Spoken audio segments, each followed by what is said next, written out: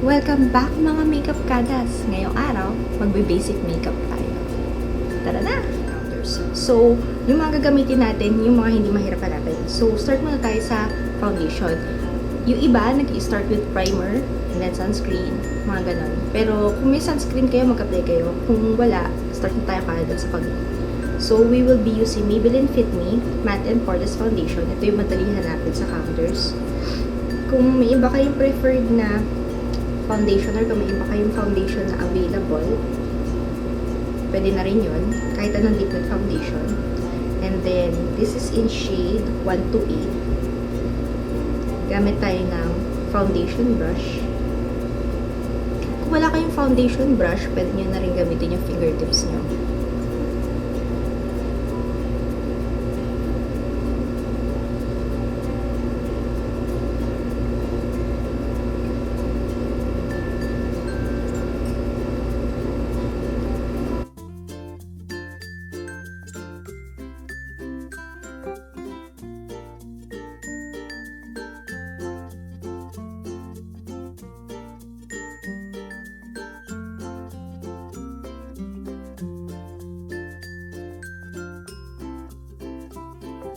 Gamit tayo ng beauty blender.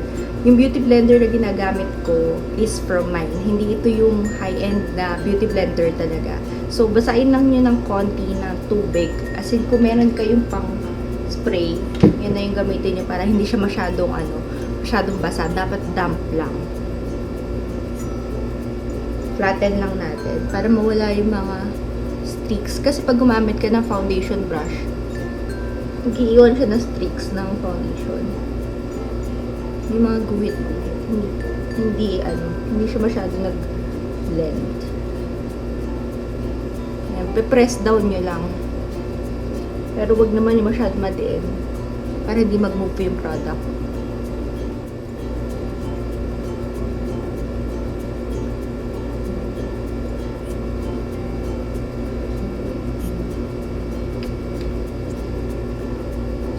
Nilagyan ko na yung under eyes ko sa forehead para magkaroon ng konting illusion na contour siya.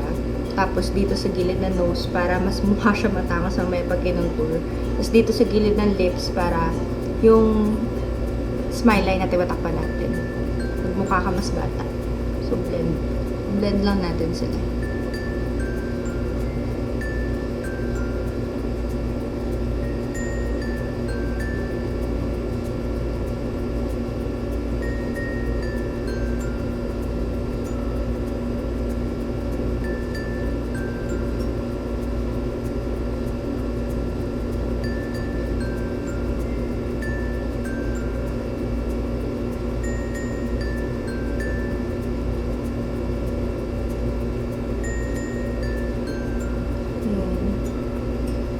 Once na blend out na lahat, yung parang wala ka na makikitang talagang line na gano'n, pwede na natin iset yan.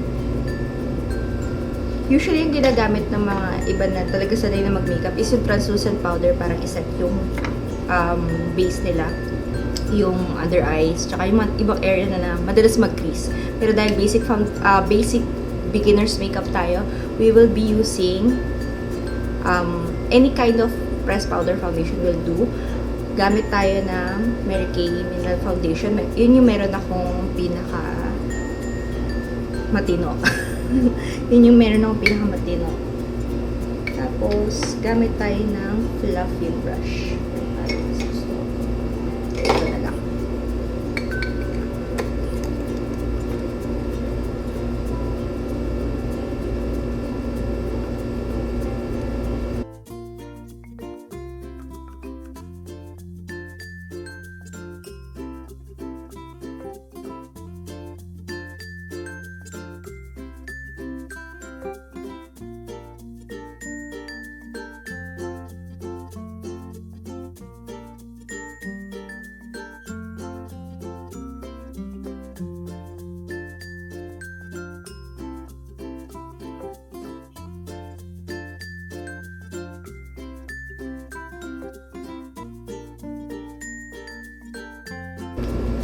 For kilay, we will be using Brow Artist by L'Oreal.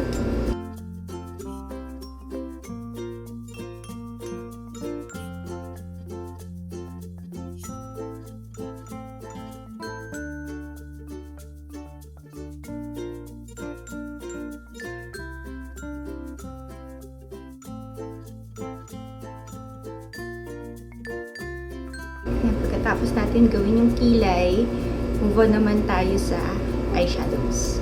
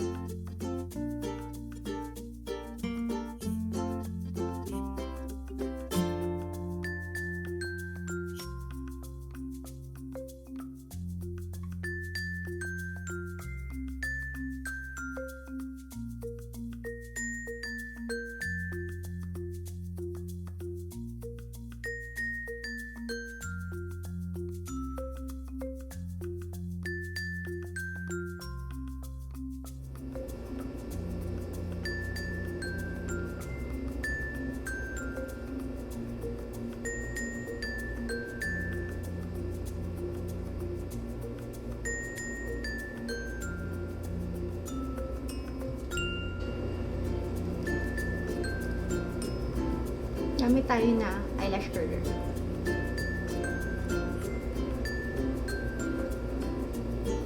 So, gamit naman tayo ng Lash Paradise from L'Oreal.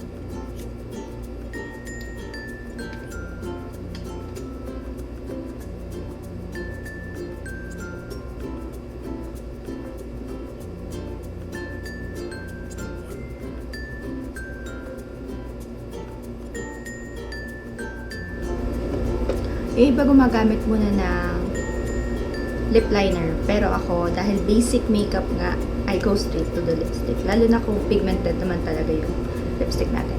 Hindi na ako nag-eyeliner. Hindi na ako nag-lip liner. Lalo na kung pigmented naman yung lipstick natin.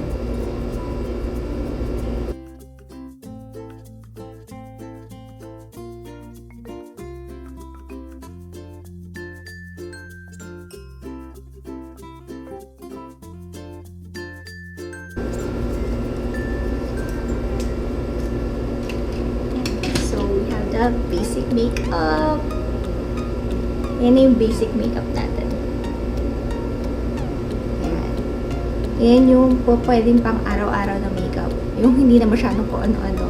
So, ano-ano yung mga tinanggal natin? Ang mga tinanggal natin ay, start muna tayo sa base. Ang tinanggal natin is yung primer. We did not put primer. We started with foundation na kagad. So, ayun, nakamenos na tayo doon. And then, hindi na tayo gumamit ng yung mga expensive na iba-ibang klaseng pro products katulad ng pomade. Hindi na tayo gumamit ng mga yung eyebrow mascara. Iniwasan na rin natin yun. So, para mas maging basic talaga siya, we use only the pencil and the powder para hindi na siya mag-smooth off. And then, moving on sa ating eyes, I used to put concealers para mas lalong kumapit yung eyeshadow natin. Pwede rin naman natin gawin yun, pero dahil basic makeup, nagmamadali tayo, kailangan ng eyeshadow kagad. Dalawang eyeshadow lang, okay na. So, ginamit ako lang ng brown, and then, nilagyan ko ng gold dito sa center. Tapos, binlend in ko lang. Tapos, dinipin ko lang yung brown dito sa gilid. Ginawa ko siya parang eyeliner. Naglagay ako ng liquid eyeliner, pero kung gusto niyo i-skip out yun, pwede din. Kasi, kaya ako naglalagay ng liquid eyeliner, kasi para mas defined yung ating eyelashes. Kasi halos wala akong eyelashes. So, kailangan ko talaga maglagay nun. So, ayun. Moving on, naglagay tayo ng nag-eyelash curler tayo. And then, nag-mascara tayo. Hindi na ako naglagay ng false eyelashes. Kasi, para makasave tayo sa time and money. And then, blush on. Hindi na rin ako nag-contour. Hindi na ako naglagay ng bronzer. Diretso na sa blush on. Nilagay ko siya ng blush on in angled stroke, pa ganun. Kasi yung face shape ko is parang square. So, pa ganun. Para magkaroon siya ng illusion na pa-V-face ako. And then, lipstick kagad. Wala nang lip liner. So, ayan. Basic makeup para sa beginners. Thank you for watching. I hope you like this video. makasunod kayo. And then, don't forget to hit that like button, subscribe to my channel for more videos, and then comment down below kung ano po yung mga gusto nyo makita dito sa ating YouTube channel. And then, comment kayo mga gustong mga ipatry sa akin ng mga drugstore makeup. Go ahead and comment that below. Thank you for watching. Bye!